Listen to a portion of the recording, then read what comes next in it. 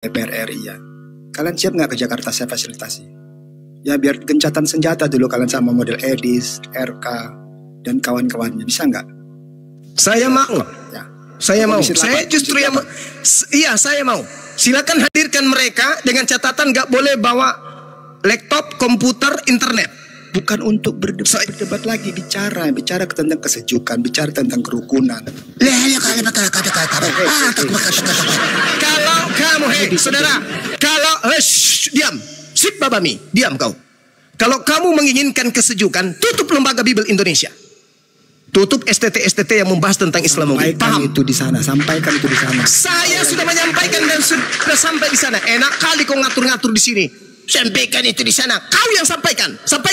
Kalau mau ada kesejukan, tidak ada diskusi lintas agama seperti ini, tutup lembaga Bible Indonesia. Hentikan mereka mengambil istilah-istilah Islam. Paham? Jangan kau biarkan lembaga sekolah-sekolah teologi membahas Islam di dalam. Jangan. Hentikan itu semua. Hentikan misionaris yang berpura-pura pakai pakaian Islam. Diam. Hentikan misionaris dari lorong ke lorong menggunakan atribut Islam, menjual-jual agamanya dengan membawa-bawa keislaman, mengaku mu'alaf, mengaku kemudian murtadin, mengaku sebagai santri, mengaku sebagai pemilik pesantren, mengaku sebagai keluarga ulama. Hentikan itu semua kebohongan itu, hentikan. Besarin beliau ini, besarin. Kalian juga silakan. Nah, ini saudara, kamu sampaikan kepada yang punya wewenang untuk melakukan ini. Kenapa kamu tutup mukamu? Katanya kau orang yang sakti. Kau sampaikan kepada saudaramu bahwa saya Bang Suma siap bertatap muka dengan RK. Siapa lagi yang kusebut? Edis. Siapa lagi yang kusebut? Sebutkan semuanya. Saya akan datang. Tapi dengan catatan, di-live-kan di TV nasional, kita membahas tentang kebenaran Al-Quran dan Bible. Oke? Setuju? Jangan bawa komputer, jangan bawa laptop, jangan bawa HP, internet dimatikan. Saya dan wakil kalian berbicara tanpa alat bantu. Kepala yang kita pakai, isi kepala. Kalian membahas Islam, katanya ngaku paham Islam. Saya membahas Bible karena saya paham Bible. Saya akan buktikan di hadapan khalayak banyak. Siapa yang paham Bible, siapa yang paham Al-Quran? Ada. Paham apa? Ayo silakan. Paham apa kau? Tadi data kau sudah muntahkan semua. Data yang saya sajikan kau tolak semua. Menurut Yesus yang harus tergenapi apa yang ada di dalam kitab Taurat. Tapi kalian apa? Yang harus digenapi yang ada di dalam kitabnya Paulus. Ya, tunggu dulu. Pula geleng-geleng kepala. Sok cantik, sok paten. Udah kau ngomong. Apa? Kau mau ngomong apa? Kau mau apa? Nanti turun. Ngomong. Iya. Kau mau titip pesan apa? Saya bilang kalian tuh cocok jadi misionaris. Apa itu? Karena berdakwah buka Bible gitu loh. Oke lah. Saya hormati. Kenapa? Karena kalian menggunakan Bible untuk bahan penipuan. Ya, paham kau? Tahu. Iya. Tenang, saya tenang. Oke. Kau menggunakan Bible untuk nipu orang. Ayo. Saya nggak bicara dalil, saya bicara materi. Iya, makanya kau turun kalau nggak bicara dalil. Kau mau ngapain di sini? Pansos. Saya merespon apa? Lalu mau ngapain di sini? Mau ngapain? Biar tidak gaduh ini. Sekarang ini gaduh koma. Apa yang gaduh? Scroll isinya begini semua. Kamu yang gaduh semua. Iya, itu karena ulah kalian. Iya, tinggal biar dia. Yuk kalian fasilitasi. Itu ulah kalian itu. Begini apa gini? Apa ciuman gitu? Ciuman kudus. Saya udah masuk ke rumah. Hentikan seluruhnya. Kau panggil semua penghujat Islam yang lari keluar dari negara ini. Panggil pulang. Jangan menghujat Islam dari luar. Kalian yang hujat duluan. Lain hal. Kau panggil Paul Song pulang. Kau panggil kemudian Taifuddin Ibrahim. Kau panggil Edis. Panggil masuk ke Indonesia. Panggil Sopiatul masuk ke Indonesia. Kita berdiskusi. Jangan kau menghina umat Islam dari luar negeri. Bicara dulu lah. Silakan. Kau panggil semua penghujat-penghujatmu itu, andalan-andalanmu itu, suruh kembali ke Indonesia. Suruh hadapi Bang Suma. Saya seorang diri kumpulkan mereka. Kumpul mereka. Paul Song, Edis, Sopiatul, silakan kumpulkan mereka. Saya seorang diri. Tanpa menggunakan internet. Silakan. Saya bicara ya. Saya masuk roomnya RK sama galaknya seperti kamu. Sama gitu loh. Jadi masalah agama itu ada di Komisi 8. Nanti saya kontak anggota DPR sana supaya ini di pemerintahan sekarang komal-komal ini scrolling isinya begini semua gitu, gaduh gitu loh. Jadi supaya berdakwah atau berkhotbah itu dilindungin oleh negara, nggak masalah itu gitu loh. Jadi maksud saya cooling down lah dulu, gencatan senjata dulu kalian, gencatan senjata Pak Zuma, Edis, RK dan teman-temannya, termasuk yang Kristen sekarang ini, gencatan senjata dulu. Bang Zuma kenapa turun? Tenangkan dulu. Ntar dulu. Bang Zuma kenapa turun? Terpental? Sabar ya. Assalamualaikum warahmatullahi wabarakatuh. Kena tumbak kayaknya. Assalamualaikum warahmatullahi wabarakatuh, Ustaz Ali. Waalaikumsalam warahmatullahi wabarakatuh. Terpental kenapa? Kena kayaknya. Sama yang barusan tuh juga mana tuh? Ya terpental tuh kena. Oh ini minta naik lagi. Sabar, sorry. Mana ya? Enggak kelihatan. Coba moderator sabar dulu Bang Koi, sabar Bang. Ya, sudah diundang juga. Udah harus keluar nih. Signal beliau. Sabar dulu Bang Koi, sabar. Udah dipanggil. Pembahasan itu bagus itu pembahasan itu, tapi harus mendengarkan juga dari pihak muslim. Sabar ya. Iya tahu. Enggak, aku udah dipanggilin nih. Sabar Bang ya, itu signal Bang Zuma kayaknya. Signalnya makanya terpental. Kita masih prajurit di sini. Raja Koi ini sudah tahu, udah berkali-kali juga dibahas sampai ke lembaga LAI-nya. Terus kenapa bilang lagi ke kita berkali-kali? Sama Pak, saya juga dulu. Justru Anda kalau begini caranya, ini malah bikin rancu. Ini namanya bikin rancu. Sudah berkali-kali kita bahas ini. Nasihati saudara-saudaramu itu, ya. Coba kau lihat si CP bagaimana ketika dia menghujat itu. Terus berkali-kali juga kita sampaikan tuh lembaga kitabnya yang menerjemahkan. Ada video direkam yang soal si RK itu. Iya sudah. Anda sudah curhat berkali-kali. Makanya kita juga sampaikan. Nah, terutama nih para korban terjemahan ditumbalkan yang sering tampil ke atas. Jadi tumbal-tumbal inilah yang menyebabkan terjadinya kekisruhan. Korban dari terjemahan, mereka maju. Gitu. Berkaca.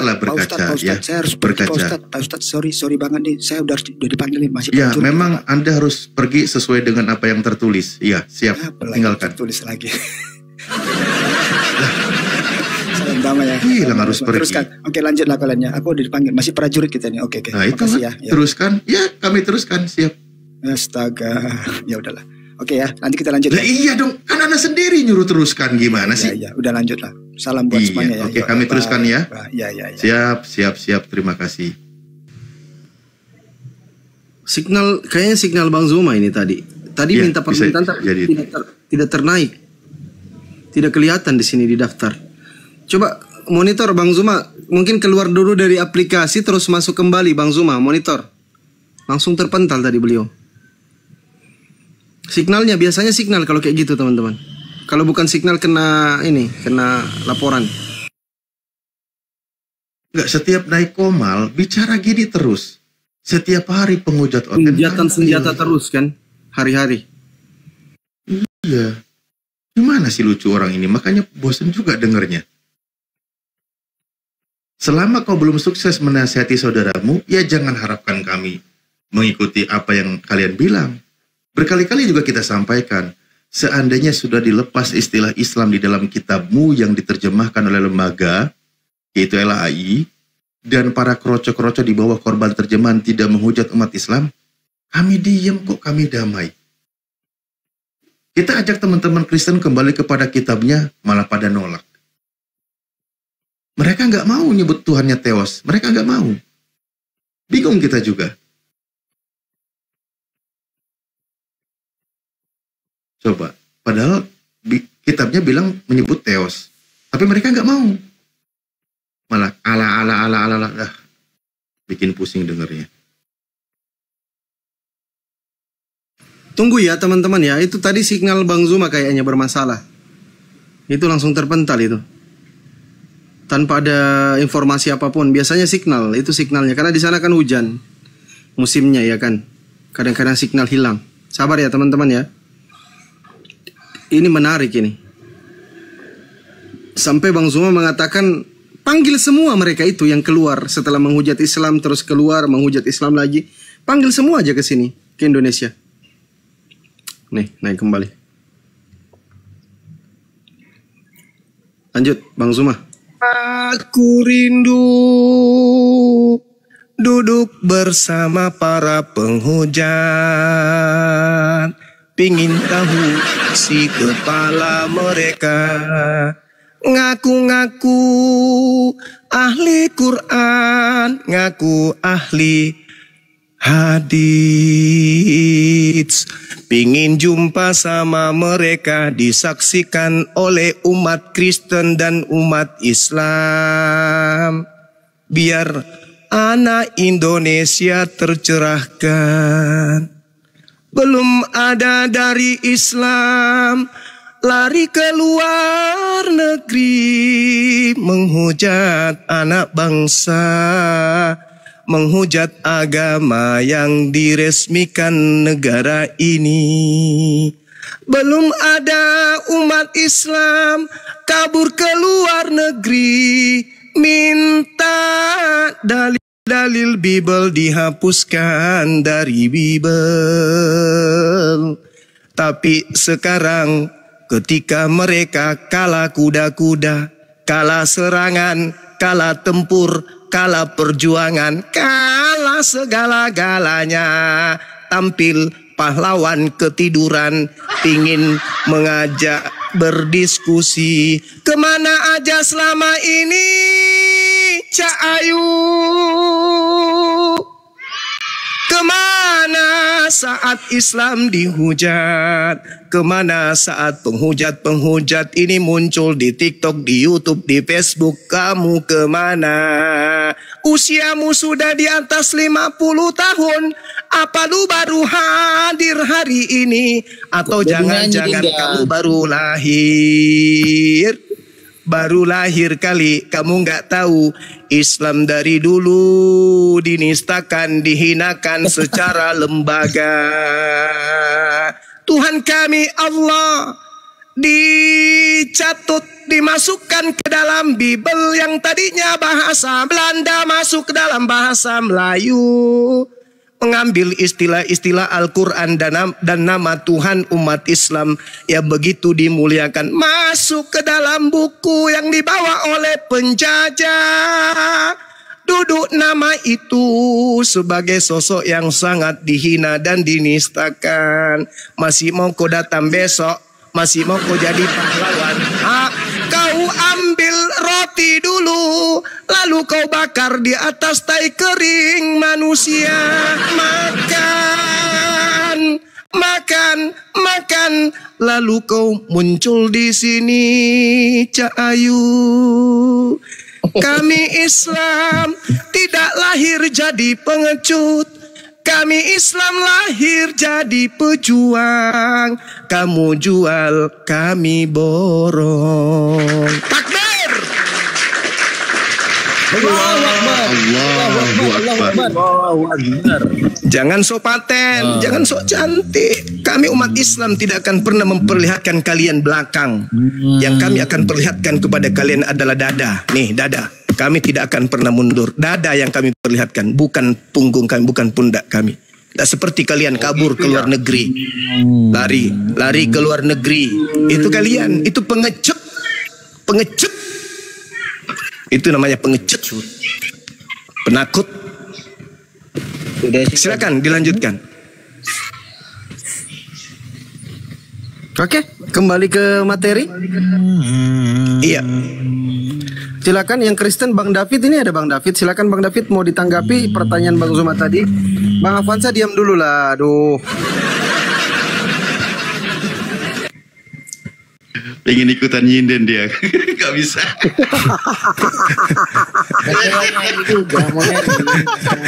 Coba yang anakku adalah Tuhanku, Bang. Coba Bang Avanza, coba dulu. Iya, Gurunda, coba Gurunda. Jangan salah. Si Avanza itu loh, Avanza. Dia mau nyinden, gak bisa. Udah dibantu sama guru kami itu bikin lagunya itu.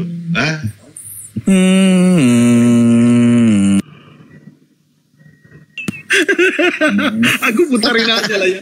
Aku putarin aja videonya ya. Keren kali loh videonya ini. Bentar ya. Kita hiburan ya. Jangan tenang saudara, tenang saudara Avanza. Satu lagu aja ya teman-teman ya. Belum siap ini dengan videonya boleh Gurunda, Bang Zuma? Boleh dengan videonya? Ya boleh. Siap. Sabar dulu Avanza. Ini ada mau kutunjuk ini nih. Yang ini yang bagus, yang keren. Ya, itu besok Avanza dihafalkan nanti dinyanyikan di gereja. Yang adalah Tuhanku sendiri.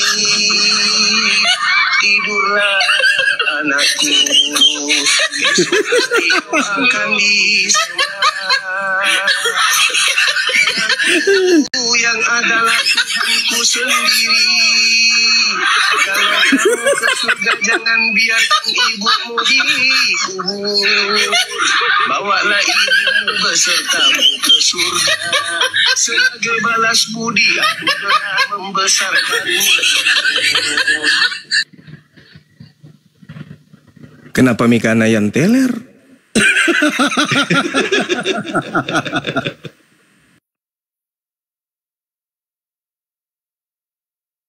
Oke, kita lanjut diskusi teman-teman Kristen. Masih ada 1, 2, 3, 4. Ada Lemri, ada Avanza, ada David, ada anak Medan. Udahlah kau, suaramu jelek. Enggak usah kau paksa kau, suaramu jelek. Ayo lanjut dialog yuk. Jadi di bawah aja dulu kau. Kenapa Bang Zuma? Terpental lagi. Signal beliau kali. Ntar ya. Iya, signal beliau kayaknya ini agak bermasalah. Ada yang Kristen di sini kan? Ada Nemri Kristen, betul? Nemri. Monitor. David monitor kalau nggak ngomong diturunkan. Masih aktif? Oke, David saya turunkan dari tadi nggak ngomong. Bang Zuma signalnya kayaknya, teman-teman. Karena udah 2 kali terpental nih. Sabar dulu ya, nanti beliau kirim permintaan kalau stabil jaringannya. Bang Jericho monitor. Bang Jericho. Iya, monitor. Kristen Bang, agamanya Bang? Kristen. Oke, siap. Standby dulu Bang ya, kita tunggu teman-teman Kristen yang lain dan Bang Zuma naik. Sabar. Di mute dulu Bang, kalau bisa di mute. Bang Nemri ini Kristen agamanya ya, Bang Nemri ya? Monitor Bang Nemri. Kristen. Oke, siap. Di mute dulu Bang, di mute dulu. Kita naikkan 1 Kristen lagi dengan tunggu Bang Zuma kirim permintaan. Yang naik Kristen. Kita bahas soal menarik tadi temanya itu ya. Bang Hikmat Budiman, agamanya apa Bang? Assalamualaikum. Oke. Ada yang langsung Salah pencet saya Mas tadi, Mas. Maaf. siap, aman, nggak apa-apa. Lagi scroll saya. Oh siap. Ntar ya, sabar ya. Itu signalnya Bang Zuma itu nggak stabil teman-teman di sana, makanya beliau terpental. Sabar dulu ya. Yang di TikTok maupun di YouTube sabar. Ini menarik nih pembahasan gara-gara Raja Koi ini. Yang Kristen silakan. Yang teman-teman Kristen kalau ada yang mau naik nanti kirim permintaan, tapi typing dulu di bawah, Bang aku Kristen Bang, tolong dinaikkan biar kami naikkan. Nyimak, yang Kristen kalau mau naik silakan, kalau mau belajar boleh. Ada Hidup Setengah, agamanya apa Bang? Kristen atau Muslim Bang? Bang Hidup, monitor Bang Hidup. Oke, saya turunkan ya. Sabar ya teman-teman, signal Bang Zuma itu belum terlalu ini, masih bermasalah, sabar ya. Anak Medan monitor, masih hidup kok. Sabar dulu Nemri, tunggu dulu. Anak Medan masih hidup kau, anak Medan. Woi, anak Medan. Hadir. Oke, mungkin diisi dulu Ustaz Alif. Sebelum tunggu Bang Zuma naik, diisi dulu. Biar tidak kosong. Jadi pembahasannya tadi di dalam Lukas 4 nomor 44 harus tergenapi semua itu yang tertulis di dalam kitab Taurat, kitab Musa. Silakan Ustaz. Oke, terima kasih host dan teman-teman juga Kristen ya di sini. Memang benar ketika Yesus berkata seperti itu. Harus tergenapi apa yang tertulis. Nah, kita lihat nubuatan di sana. Bagaimana ketika contoh di dalam Mazmur 91 yang sudah sering kita bahas, ternyata sosok Yesus ini berada dalam lindungan Tuhan. Dia selamat dari proses hukuman, penyaliban. Jangankan disalib, terantuk batu saja Tuhan tidak rela. Bahkan di situ dikatakan engkau hanya menontonnya dari kejauhan, pembalasan terhadap orang fasik. Ayat nubuatannya seperti itu. Lalu di akhir ayat dikatakan apa coba? Aku panjangkan umurmu. Nah berarti dia panjang umurnya, dia selamat dari penyaliban. Jangankan disalib, tersandung batu aja Tuhan tidak rela. Makanya ketika dia berdoa di Taman Getsemani, ketika dia ketakutan, langsung Tuhan mengutus malaikatnya untuk memberikan kekuatan kepada Yesus. Memang Tuhan tidak rela Yesus itu sedih, menangis, menderita, tidak rela gitu.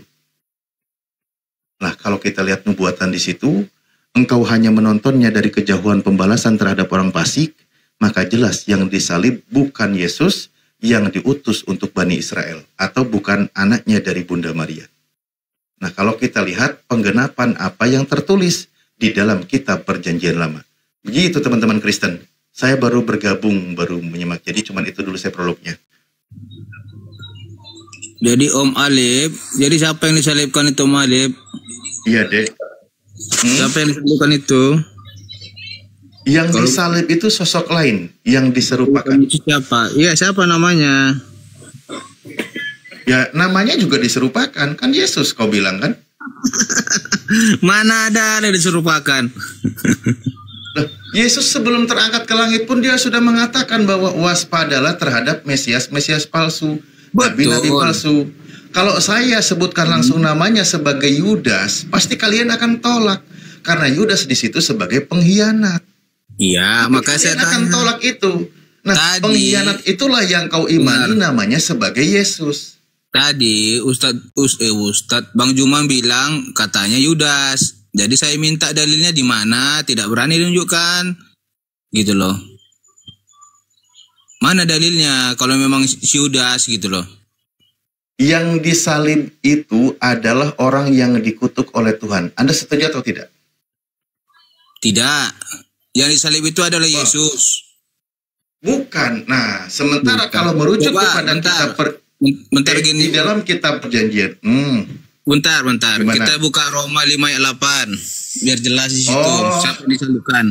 Oh iya, kalau gitu saya toleransi. Siap. Sebelum dilanjut saya toleransi sama Anda. Untuk orang-orang Kristen memang harus menggunakan dalil dari sosok Rasulnya yang bernama Paulus untuk melegalkan menuhankan Yesus. Tapi nanti saya izin mengambil dalil dari Yesus dan pengajaran para nabi sebelumnya. Kita tunjukkan ayatnya, kamu nggak mau. Jadi mau dari mana kita baca apanya, baca dalilnya gitu loh. Justru saya suruh barusan, silahkan. Sungguh terlalu. Kayak mana? Saya tungguin cepetan nih. Kau keluarkan dalilnya dari rasulmu. Sebutkan dalilnya untuk melegalkan menuhankan Yesus, ku bilang. Silakan. Nanti jawab ya, di mana dalilnya yang disalibkan itu bukan Yesus tapi Yudas ya. Siap. Nah, oke, saya baca. Siap. Roma 5 ayat 8. Akan tetapi Allah menunjukkan kasih-Nya kepada kita oleh karena Kristus telah mati untuk kita ketika kita masih berdosa. Itu makanya Yesus itu disalibkan untuk menebus dosa manusia. Bukan Yudas yang disalibkan, tetapi Yesus itu sendiri. Tunjukkan dalilnya di mana Yudas yang digantikan. Coba dalilnya di mana? Baik. Sebelumnya kita kasih tepuk tangan untuk teman-teman Kristen yang menjalankan pengajaran Rasulnya yang bernama Paulus. Karena memang harus demikian. Baik. Tadi dia membawa kitab dari Rasulnya, yaitu kitab Roma. Saya membawa kitab dari kitabnya Yahudi yang digenapi oleh Yesus. Di dalam Ulangan 27, nomor 25, ada bunyi begini. Terkutuklah orang yang menerima suap untuk membunuh orang yang tidak bersalah. Dan seluruh bangsa itu harus berkata, amin. Nah ini firman Tuhan nih. Sebentar dulu pelan-pelan. Di situ dikatakan terkutuklah orang yang menerima suap untuk membunuh orang yang tidak bersalah. Dan seluruh bangsa di muka bumi harus berkata amin. Aminkan itu. Nah sekarang proses penyaliban Yesus, siapa yang menerima suap untuk membocorkan keberadaan Yesus? Saya tanya. Pakai jurus Rasulmu, silakan. Jawab dulu pertanyaannya, di mana dalilnya digantikan? Ya ini lagi saya bantu. Ini lagi saya bantu. Di mana? Ini lagi saya bantu. Di situ. Saya tanya, Yudas menerima suap atau tidak? Jangan jawab ya pertanyaan saya tadi ya. Nggak bisa jawab. Nggak, ya sudah. Oke, kalau gitu saya nggak. Kalau gitu. Ya, Yudas menerima suap. Terus?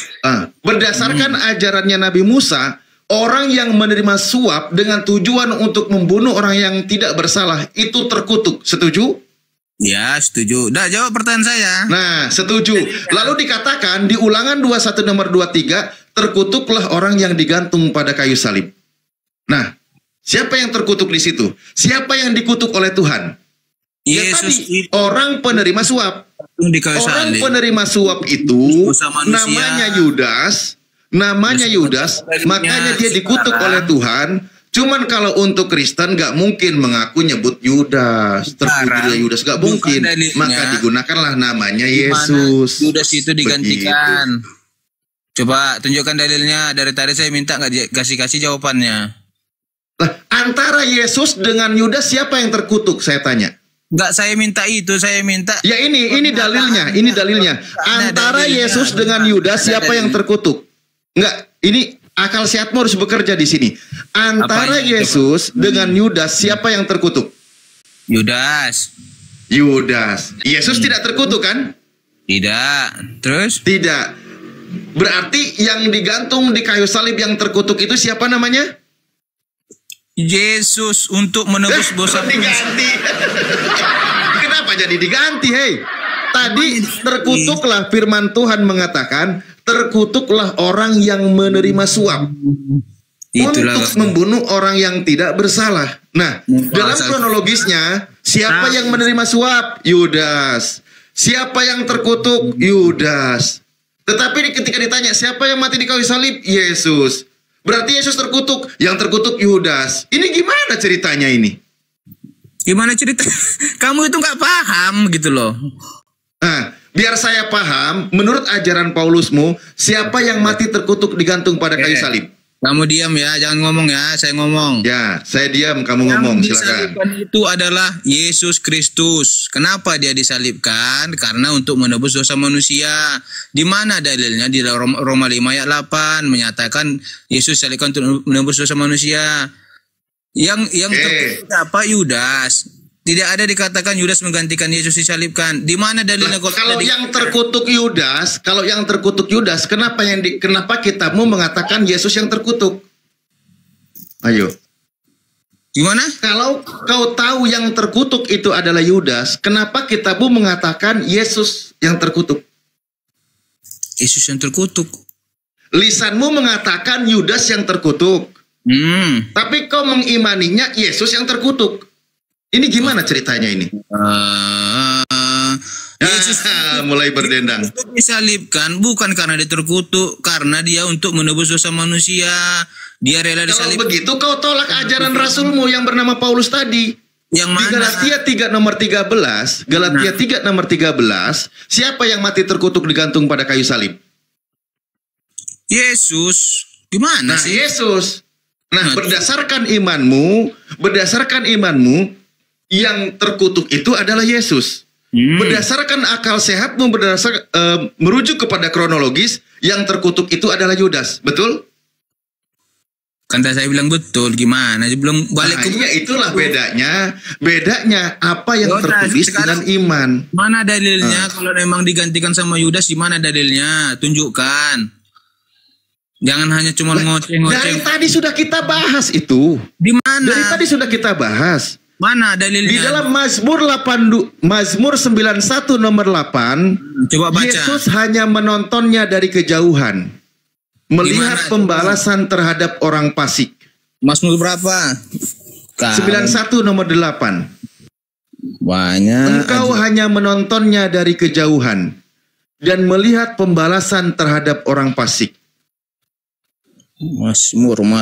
Bentar. Mazmur 91. Ya, Ayat 8 baca. ayat 8.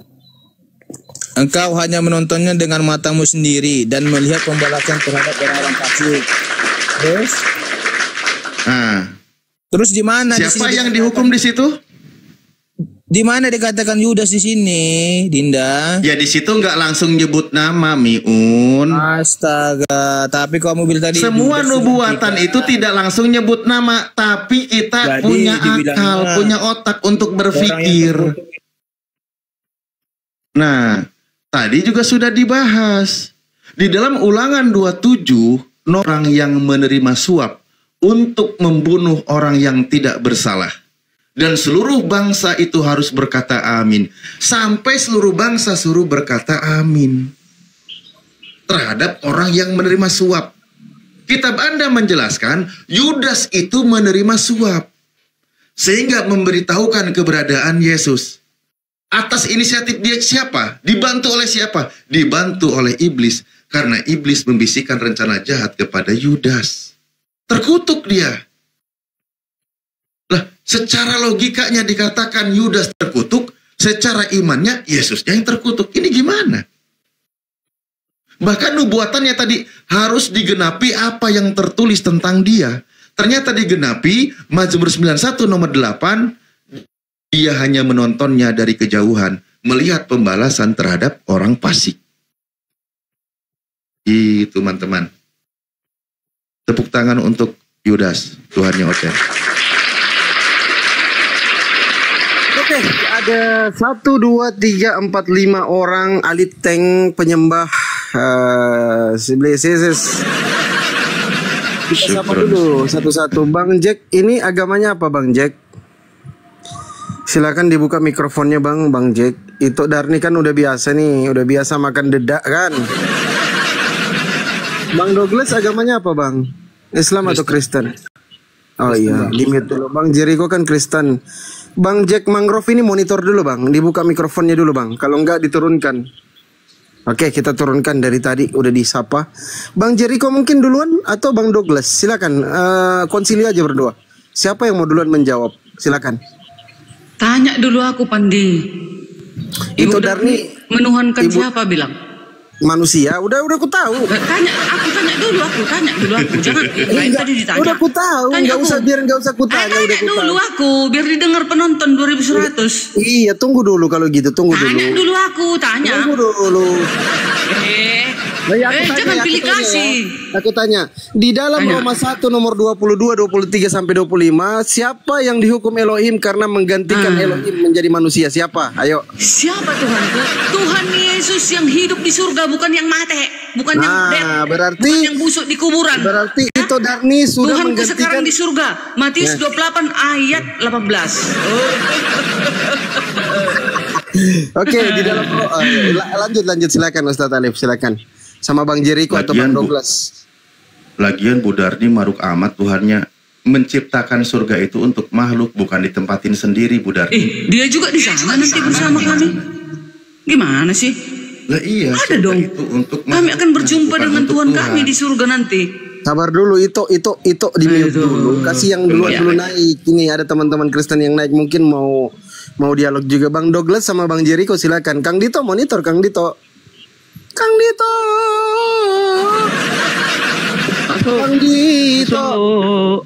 Oke, aman.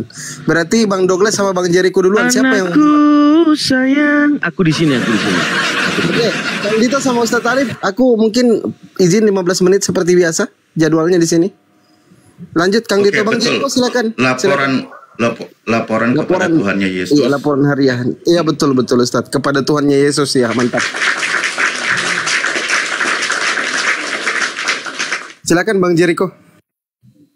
Ya, saya menanggapi apa ini ya, yang tadi itu proses penyaliban ya. Ya, halo. Silakan Pak, silakan. Proses penyaliban itu kan ada prosesnya mulai dari proses penangkapan sampai alasan untuk menangkap Tuhan Yesus ataupun menyalib Tuhan Yesus, ya. Itu ada prosesnya. Ya, apa alasannya sehingga Tuhan Yesus mau disalib? Itu karena dia menganggap dirinya di depan orang-orang Yahudi bahwa dia adalah Allah. Dia adalah Mesias bagi orang-orang Yahudi. Makanya orang-orang Yahudi berusaha untuk melenyapkan dia atau menangkap dia untuk menyalibkannya. Saya kira itu yang poin pentingnya di situ. Nah, sampai perjalanan salib itu ada kan namanya perjalanan salib, sampai pada di situ juga ada proses persidangan. Ya. Siap, terima kasih Pak atas penjelasannya. Saya tanya dulu ya Pak ya, ketika Yesus di Taman Getsemani, dia berdoa semalam-malaman, dia sangat ketakutan. Lalu Tuhan mengutus malaikatnya untuk memberikan kekuatan kepada Yesus. Kan tertulis di kitab Anda seperti itu. Iya. Sekarang pertanyaannya, apa tujuannya Tuhan memberikan kekuatan kepada Yesus? Saya kira kita tidak bisa langsung ke situ dulu. Ini alasannya. Nggak langsung ke situ dulu. Kenapa Tuhan Yesus mau disalib oleh orang Yahudi? Saya kira itu. Ya karena kan tadi Tuhan sangat sayang sama Yesus. Di dalam nubuatannya, Mazmur 91 yang menyalib orang Yahudi itu kan Tuhan Yesus. Yang menyalib Tuhan Yesus itu orang Yahudi. Kebalik.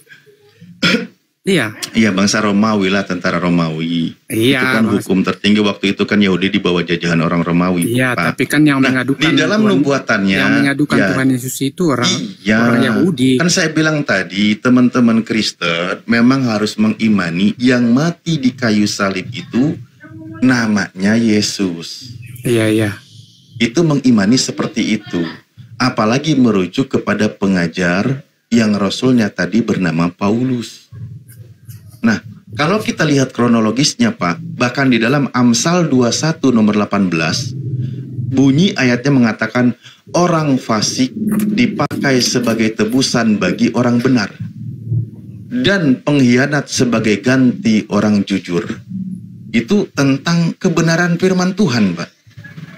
Kalau saya tanya sama Pak Jericho, antara Yesus dengan Yudas, yang jujur siapa dan yang bohong siapa atau yang fasik? Maksudnya yang jujur dalam hal apa ini? Orang benar saya ulang lagi.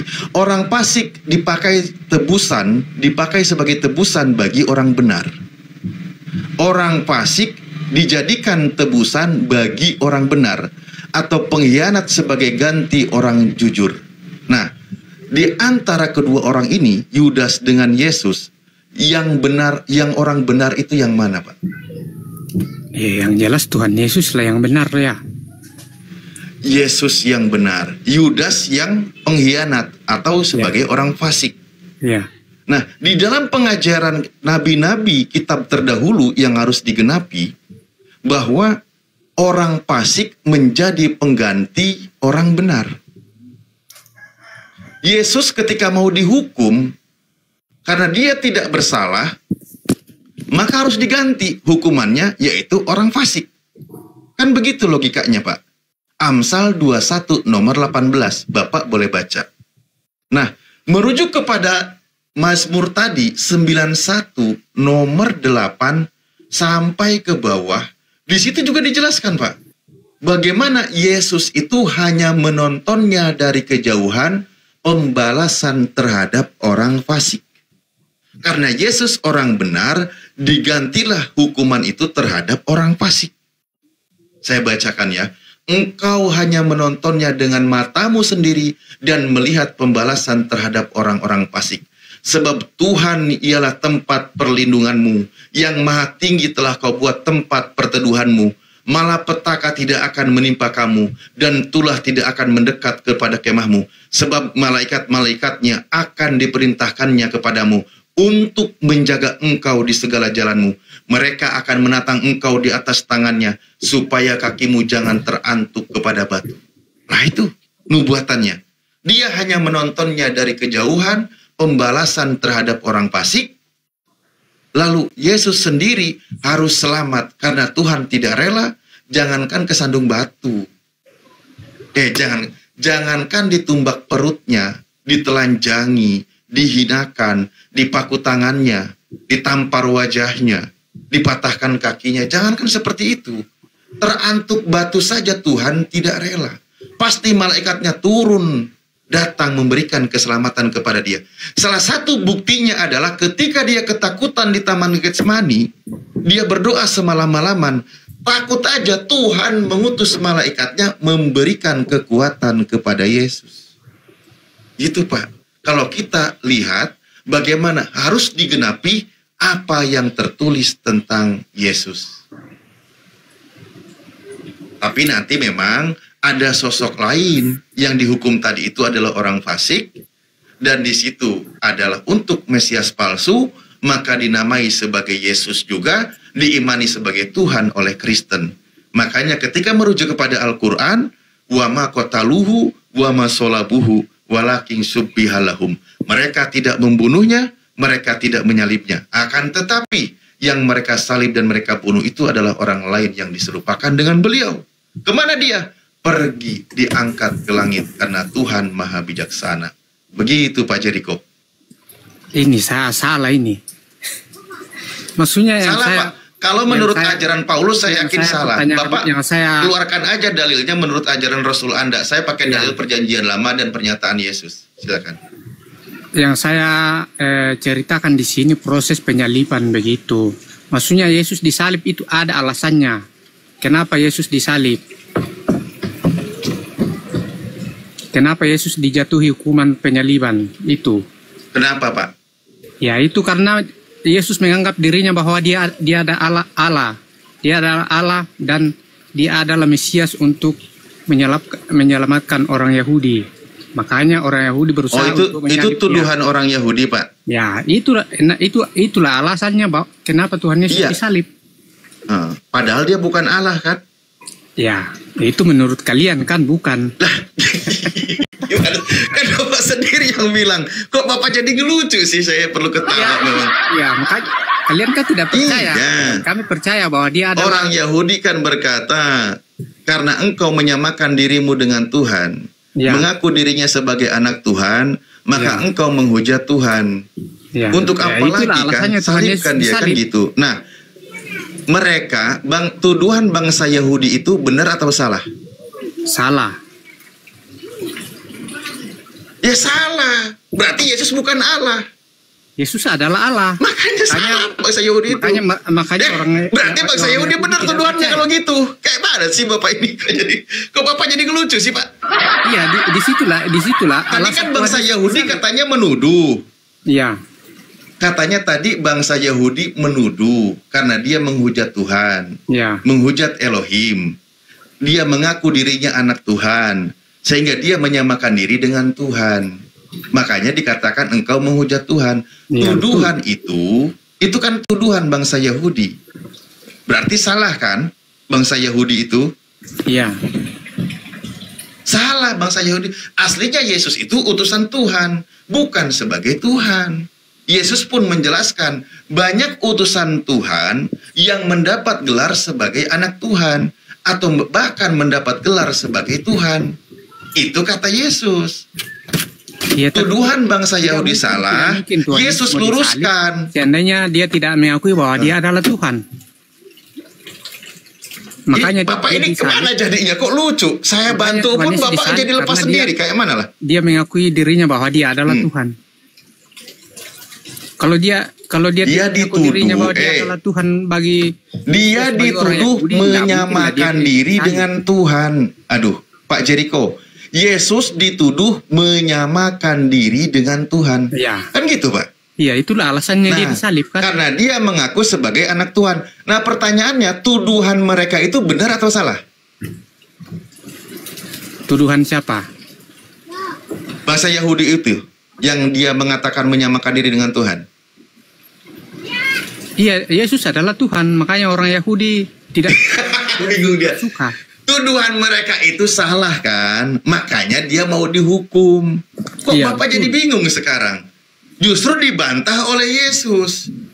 Saya ini bingung, bantahan Yesus dibenarkan, tuduhan Yahudi dibenarkan, tapi Yesus harus bersalah. Ini gimana ceritanya? Yesusnya harus disalib. Coba Pak, gunakan akal sehatnya Pak. Jadi kan gini Pak ya, kalau kita buka Ya maksudnya di alasannya dalam disalib Yohanes itu karena dia 10, menganggap dirinya Tuhan, makanya dia disalib oleh orang Yahudi. berarti orang Yahudi benar kalau gitu. Benar, orang Yahudi tidak benar. Karena Nah, Yesus berarti adalah salah Tuhan. Yesusnya kalau gitu.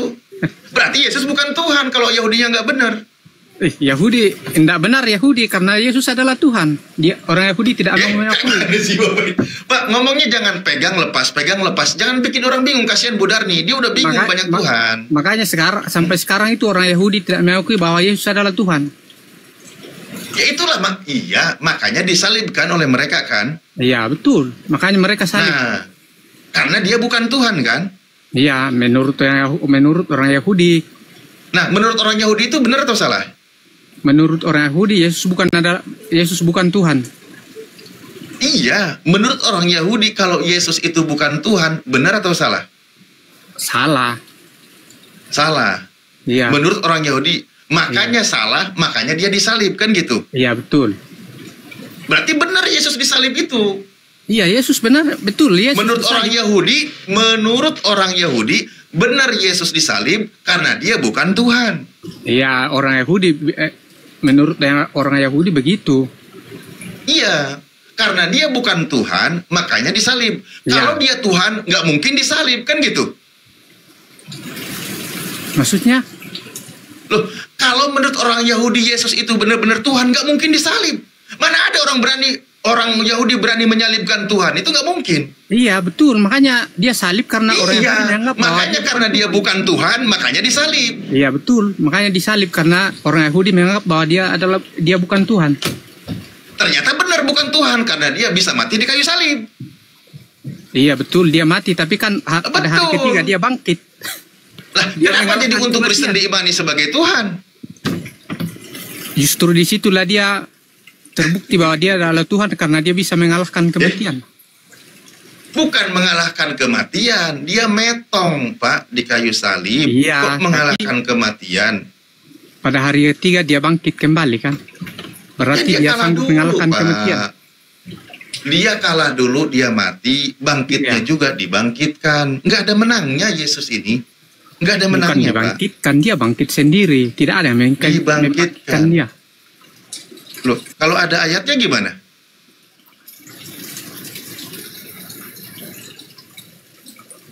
Kalau ada ayatnya gimana? Apa Anda jadi ragu? Tidaklah. Kenapa mau ragu? Oke, baik. Di dalam kitab Kisah 2 nomor 32 dengan jelas kalimatnya, Yesus inilah yang dibangkitkan Allah. Dan tentang hal itu kami semua adalah saksi. Itu bunyi ayatnya. Di dalam Kisah 3 nomor 26, Yesus itu yang hamba Tuhan dibangkitkan oleh Tuhan. Itu kitab Anda. Tuhannya Abraham, Ishak dan Yakub memuliakan Yesus sebagai hambanya, lalu dibangkitkan dari kematian. Itu kitab Anda yang mencatat. Bukan bangkit sendiri. Matinya dia kalah, bangkitnya dibangkitkan. Apa menangnya dia? Tapi kembali lagi Pak, kembali lagi ya. Ini Yesus versi tadi ajaran Rasulnya ya. Berarti Pak Ustaz juga ini sudah percaya bahwa Yesus itu bangkit kembali kan? Loh, kitab Anda yang menceritakan. Ya itulah berarti Ustaz juga sudah percaya kan? Boro-boro saya mah.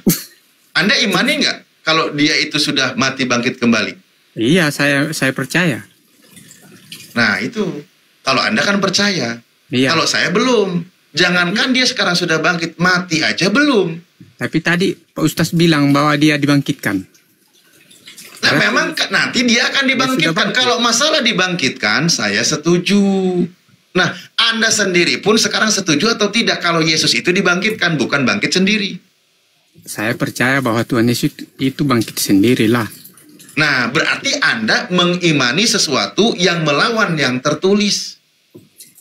Tidaklah, Tuhan Yesus sendiri mengatakan bahwa saya berkuasa memberikan nyawa saya dan saya berkuasa mengambilnya kembali. Faktanya ketika dia bangkit sendiri atau dibangkitkan? Bangkit sendirilah. Nah, bangkit sendiri. Berarti ayat ini yang salah. Ayat yang mana?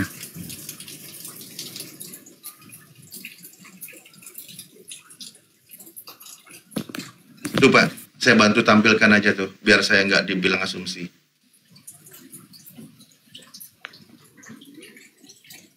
Ya, dibangkitkan oleh Allah, dibangkitkan oleh hakikatnya, gitu. Gampang jawabnya. Bukan. Kok bukan? Kita buka. Ini. Nih ya, teman-teman Kristen selalu asumsinya itu terlalu dipaksakan. Mari kita lihat ya. Ini buka ya. Nih. Allah Abraham, Ishak dan Yakub, Allah nenek moyang kita, telah memuliakan hambanya, yaitu Yesus. Yesus itu hamba dari Tuhannya Abraham, Ishak dan Yakub. Nah, di ayat 26-nya dikatakan, nih, di ayat 26-nya, dan bagi kamulah pertama-tama Allah membangkitkan hambanya. Yesus itu Abdul yang dibangkitkan oleh Tuhan. Bukan nih. Abdul, kau ini salah. Ini hamba. Yesus itu firman Elohim dibangkitkan oleh hakikatnya. Abdul. Hamba itu di bumi sebagai hamba dia. Dan iya di bumi dan dibangkitkan sebagai Abdul. Dibangkitkan oleh siapa? Dirinya itu. Bukan Hakikatnya. oleh Tuhannya Abraham, Ishak dan Yakub tadi. Iya. Bukan. Ayatnya iya, Allah ada. Abraham, Nih. Ishak dan Yakub hakikatnya Yesus. Nah, itu yang membangkitkan. Yesus itu hambanya. Ini kenapa jadi mendepan? Nah, coba. Hambanya karena dia yang dibangkitkan ini di sini siapa? Berdasarkan ayatnya, ini Yesus, yang dibangkitkan. Yesus sebagai hamba Yesus. Dibangkitkan oleh Tuhan, betul? Dibangkitkan oleh hakikatnya hamba ini. Hakikatnya hamba ini apa? Elohim. Hakikatnya Elohim. Itu yang membangkitkan. Bantu aku. Jadi Yesus ini kenapa Yesus Itu dibangkitkan? Jericho. Karena dia sebagai Abdul. Iya, dia sebagai manusia di bumi. Nah, itulah. hakikat Makanya tadi ngarang tadi di tuh bumi Pak ini Jericho apa? itu. Hakikatnya Bu apa? Darni, tolong Yesus di bumi nasihati apa? Pak Jericho, jangan fitnah Iya. Yesus bangkit sendiri. Justru Abdul ini Memang bangkit dibangkitkan sendiri. oleh Tuhannya. Makanya dikatakan dia dibangkitkan oleh hakikatnya. Hakikatnya Yesus ini keadaan sebenarnya bukan manusia seperti kita di bumi, tidak. Tapi Ini yang bangkit hakikatnya dari adalah kuburan Elohim. juga Abdul, Bu Darni. Gimana sih?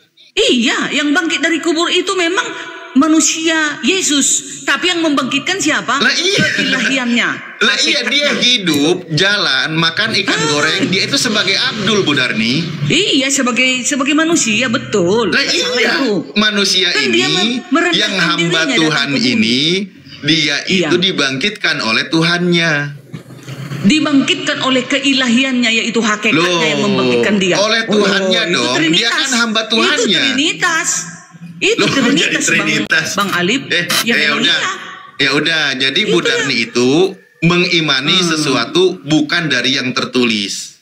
Kok bukan yang tidak tertulis? Ibrani 1 ayat 3. Yesus adalah wujud daripada Elohim. Ya, perkuat lagi dalilnya dari rasulnya yang bernama Paulus. Itulah Kristen memang. Itulah Kristen. Loh, ini dari muridnya Paulus aja. Tapi ini khutbah Petrus, ding. Ini khutbah Petrus ya.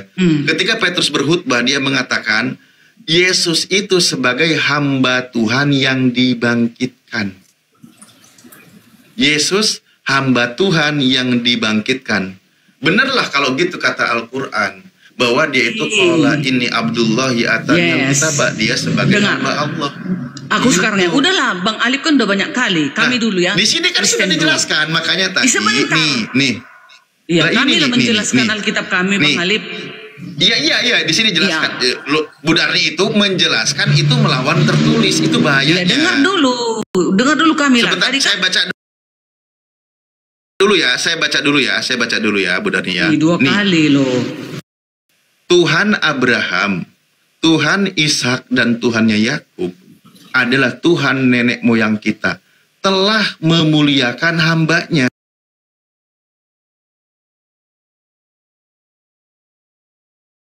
Berarti hamba Tuhan di sini.